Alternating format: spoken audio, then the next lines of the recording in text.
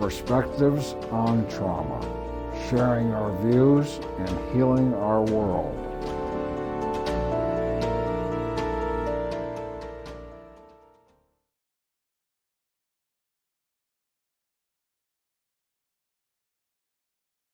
Hello and welcome to Perspectives on Trauma. With me today is Amanda Sanderson. Welcome. Thank you for having me. My first question is, could you talk a bit about the role of leadership in working with staff that are working with people going through trauma? Sure. As someone who leads an agency where we're doing direct trauma care, it's really important to try and ensure that the staff have what they need in order to handle what we sometimes call secondhand trauma, is when someone comes in and they're sharing their traumatic experiences. Even after they walk out the door after their 50-hour appointment or their walk-in or their crisis line call to us, the staff person is holding onto what they've just heard, which is often really traumatic information, violent information, things that are hard to process and hard to hear. And so as a leader of that kind of organization, I really prioritize a balance of direct service work, which is with clients, and time where someone can decompress, process, and allow themselves to vent out the emotional strain that they're holding. It's very stressful to hear about some of the things that are happening to individuals that they've just met or people they've built relationships with, and that are happening in their community. You know, sometimes our direct service workers will say, you know, I walk down the street and that's the spot where someone shared where they were violently attacked or emotionally abused. And that, so they don't necessarily, because we all live pretty locally, they don't have a distance between what's being shared and what they also may be witnessing in their outside lives. And so I try and advocate specifically for, we have 6 weeks of paid time off, and that's really, really important so that people can avoid burnout.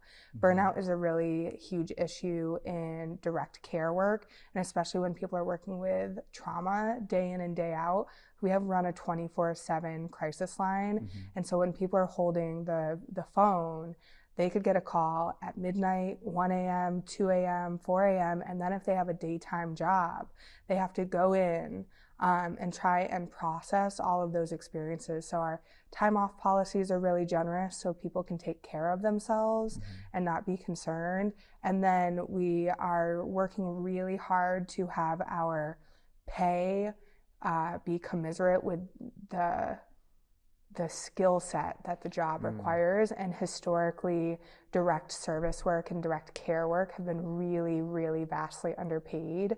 And we, in the last year, did 40% raises across the board to try and compete with industries that are less intense. You know, it takes a lot to work with people who are experiencing trauma every single day. And then the highest number of survivors of domestic and sexual violence work in sexual and domestic violence work.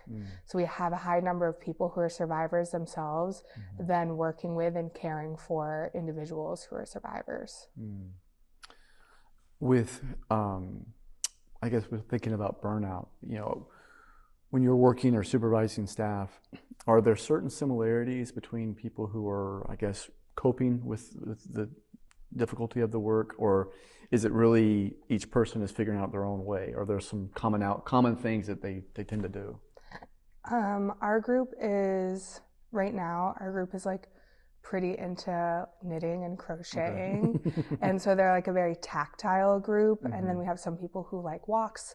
Sometimes there are people who just need to like put some headphones in and do like kind of a meditative experience. And so we build in collateral time that is both for researching what their client may need and processing out the information that they received and being able to re-regulate themselves. One of the things they talk about with their clients all the time is how to re-regulate yourself when you're feeling triggered or emotionally heightened in a way and you're starting to maybe have a harder time breathing, focusing, you're feeling like an intense panic, which is a trauma response.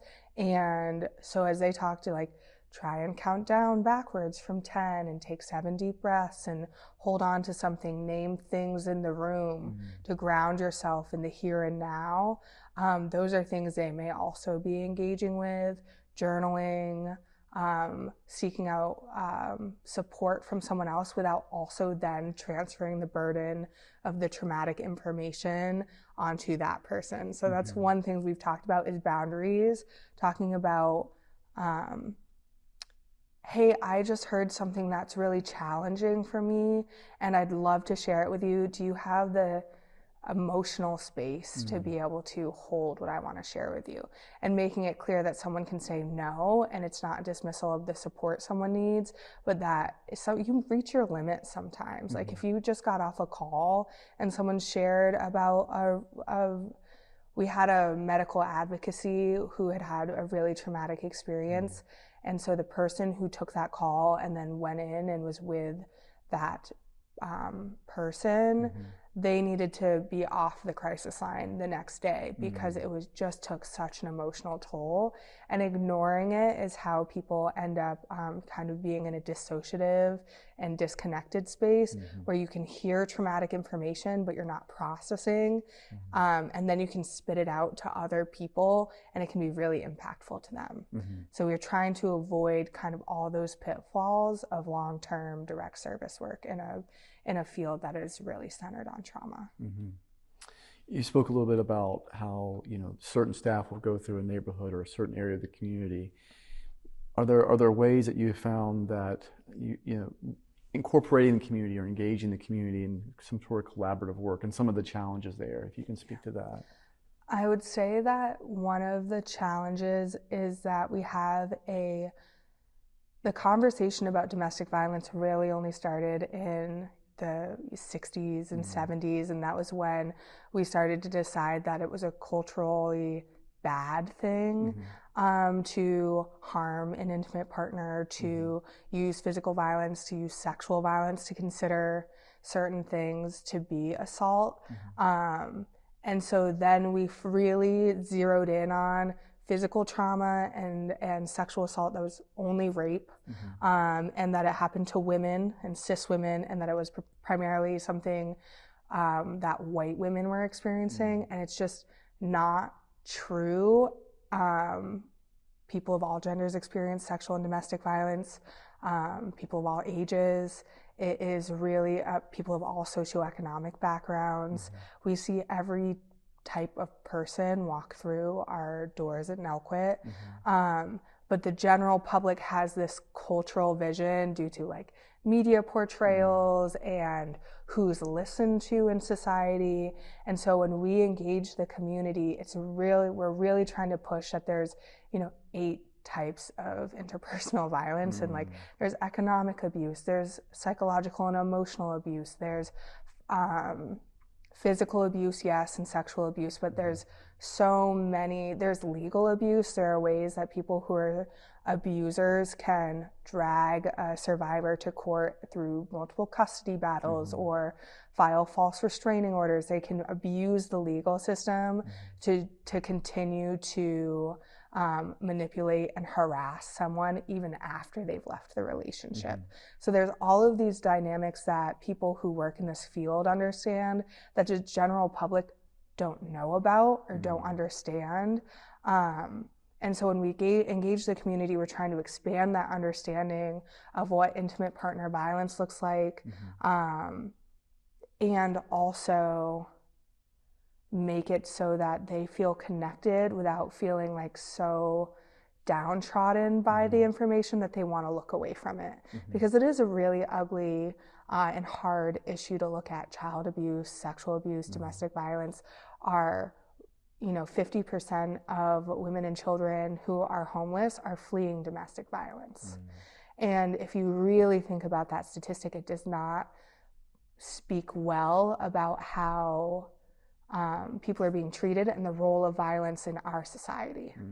And that can be really hard to look at and to hold. And so it can be easier just to look away, or to ignore, or to ask someone who's in a situation, well, why don't you leave? And that really dismisses the reality of the situation.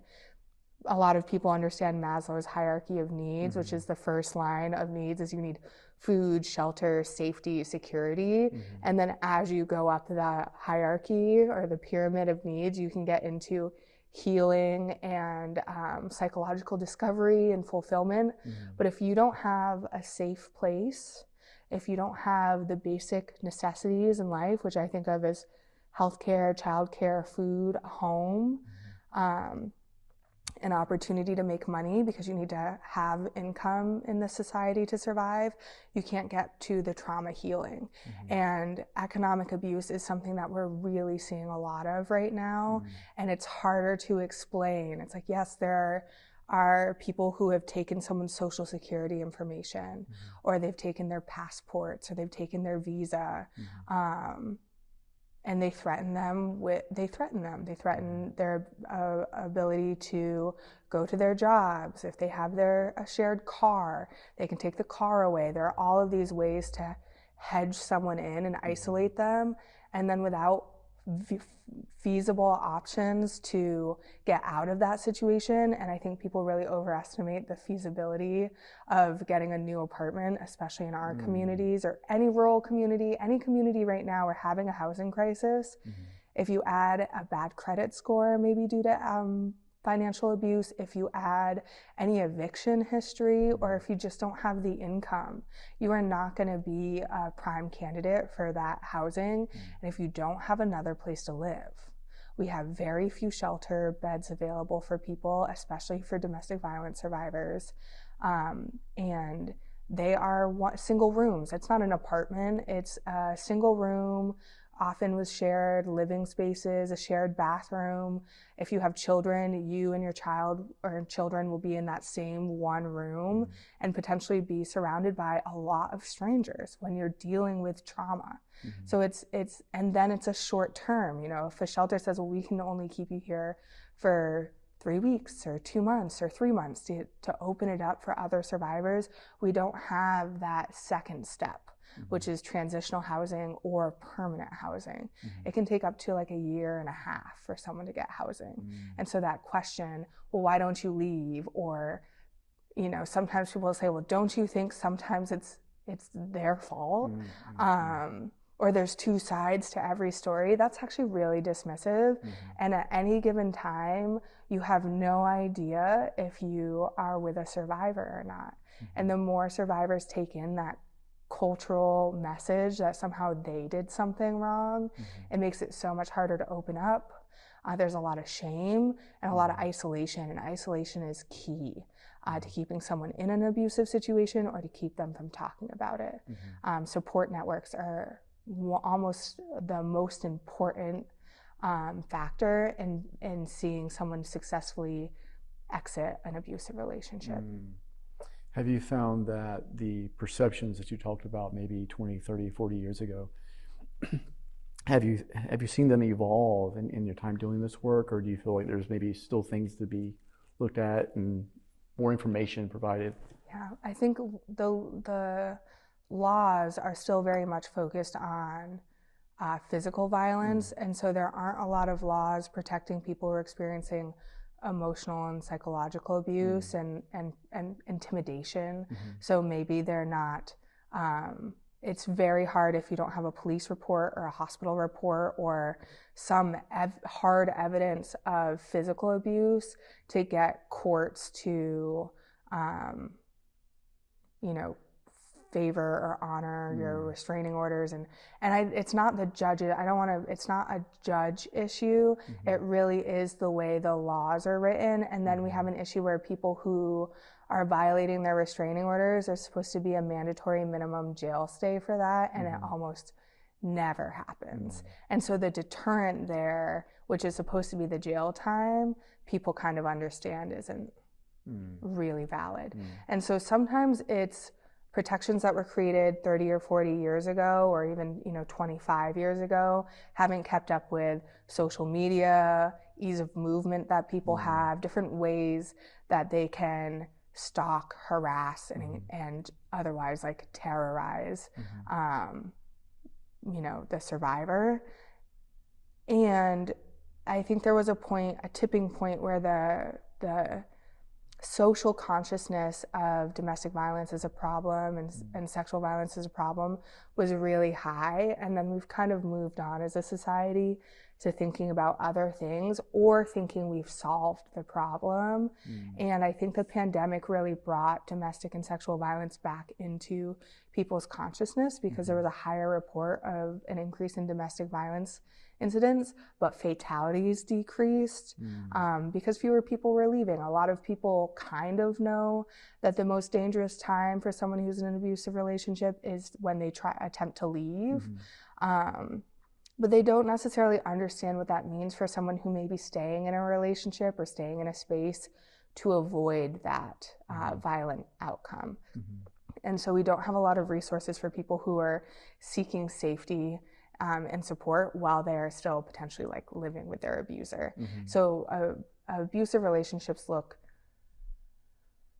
very different from what I think the popular media has portrayed, and that domestic violence agencies, and we're a sexual and domestic violence agency, we can provide some support. If somebody comes to us and they say, I'm fleeing, I've got my kids in my car, I didn't pack anything, we can give them, like $100 Walmart gift card and get them a couple hotel stays and start asking them questions like, do you have any family you could stay with? If they do, and it takes a bus ride or a plane ride, we can get them that ticket.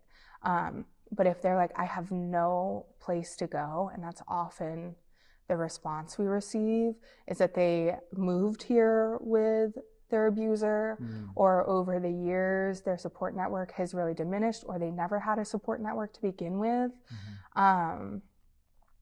They have limited options. And so our current model is to put them in a hotel stay until we can get them into a shelter if they're open to shelter or eligible for shelter. And then we start filling out all the housing applications and assistance applications if necessary that they may need, or they need healthcare really urgently because they were on their health. So we work with them on interacting with all those systems. But there are supposed to be ways that they can jump to the top of the line for some things, but that depends on the other agencies having the training to teach people about that, like special loopholes that they're supposed to have. And then also it's really hard because there's just more demand than there is supply. We don't have enough public housing. We don't have enough low-income housing. We don't have enough housing that's accepting housing vouchers and Section 8 vouchers. Our food assistance programs decreased their amounts, and it's not really covering as much as it used to, with the grocery store prices increasing so much. And so people who are trying to extricate themselves are having a really, really hard time. And they're looking at the reality, the economic reality. And in every decision, people are weighing the pros and cons. And sometimes what we're saying is, could you stay in a shelter on Cape Cod? Because if you can move your life from Western Mass to Cape Cod, we have a single bedroom that you could stay in for the foreseeable future. And sometimes people say, yes, get me out of here. And other times people are like, my children would have to move schools. That would be really destabilizing. I have some family and support in this area, or I can't leave my job. Like there's all of these huge trade-offs that people really have to consider. And so the public, I don't think, keeps that full picture, because how can you? Every person's situation varies slightly, but those basic needs are the first ones that have to be met to get them to the point where they're able to start focusing on healing and processing their trauma. And it's always really validating when someone says, I read this book. We'll give them different books to read or pamphlets, and like one is about gaslighting, and they come to understand like, oh, every time this person told me what my experience was wrong, that was gaslighting. So that's one manipulative tactic, is to make someone not trust their reality or what they're experiencing anymore. So it sounds as if, the policies have not evolved with maybe the present need. So a lot of the work you're doing is more to respond to the emergent situations that are happening. There is, I don't know if it's been officially signed, but it passed in the House. And it's a legislative action that would allow judges to dismiss cases that are abusive litigation and that will make a huge difference for survivors. So there are efforts, there are representatives who are doing really great work. It's just such a slow grind. And so while those things are in the works, as all things are, public advocacy happens on a different arc than the real time of people who are in crisis. I guess, thinking about the past, because you mentioned this a little bit too with the COVID pandemic, how was the response with, was it expected that there were going to be an increased amount of cases, or did you have to kind of evolve with what was happening? I think that anyone who worked in domestic violence agencies understood that being closed up 24/7 with someone's abusive partner was going to be a huge issue, and that given the stress of the situation, some people lost their jobs or didn't have enough money, didn't have their normal outlets. If they had any potentially violent, manipulative, coercive control tendencies previously, that they would be exacerbated under all that stress and pressure of quarantining. And then what was also challenging at the same time was that a lot of agencies went virtual because of safety and like public health measures, which is the right choice. I don't think that was the wrong thing to do, but it meant that if somebody was getting domestic violence counseling, they would have to find a secluded area in their own home. And if you are 10 feet from your abuser, you can't really share what you're experiencing in the same way. And so that we have been incredible, like since we went back, we still offer hybrid services. So if people want virtual counseling, they can absolutely do that. But we have been so busy, even in comparison to last year, we have, I would say, like a 30% increase in the services we're providing. And that may be where, we have more staffing now, but it's really, we have been very busy on our crisis line with our counseling wait list. Like we have people who are waiting to receive our services, and it's only about a 3-week wait right now. But it's still, it just demonstrates how much is happening in Franklin County and how much support people are trying to seek out for themselves. Are there any particular resources available in this region that maybe wouldn't be available in a place like Boston?